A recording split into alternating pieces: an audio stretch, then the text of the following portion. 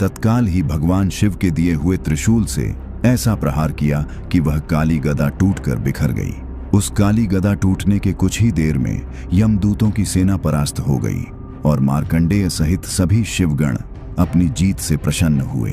तभी पराजित यमदूतों ने करुण स्वर में अपने स्वामी को पुकारना शुरू कर दिया, त्राहिमाम यमदेव, हमारी रक्षा करें, शिव गणों से हमें बचाइए प्रभु। अपने दूतों की यह चीख सुनकर स्वयं यमराज अपने महिष नामक भैंसे पर सवार हाथों में अपना महाशक्तिशाली यमदंड लिए हुए प्रकट हुए। उनके आते ही आकाश का रंग काला पड़ गया। यमराज ने शिवगणों पर अपने दिव्य अस्त्रों से ऐसा प्रहार किया कि नंदी और भृंगी समेत सभी शिवगण एक एक कर परास्त होने लगे। मृत्यु के देवता के आगे शिवगण विवश हो गए और उन्होंने महादेव को पुकारा, रक्षा करें महादेव, यमराज से हमारी रक्षा करें।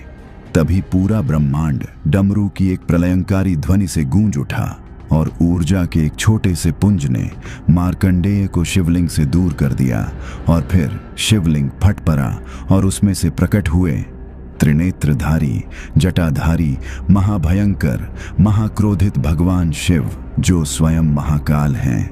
महाकाल ने गरजते हुए यमराज की ओर देखा और कहा, हे यम, तुमने मेरे भक्त मार्कंडेय के प्राण हरने का प्रयास भी कैसे किया?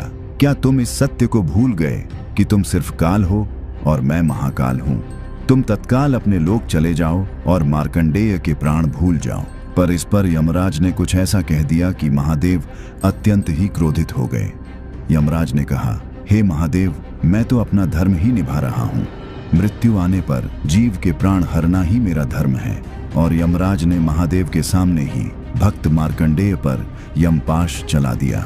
इस पर महादेव का धैर्य समाप्त हो गया और पहले तो उन्होंने अपने त्रिशूल से यमराज के यमपाश को नष्ट किया और फिर यमराज का अंत करने के लिए अपना त्रिशूल उठाया। उसी क्षण वहां देवर्षि नारद के साथ ब्रह्मा जी और समस्त देवतागण प्रकट हो गए।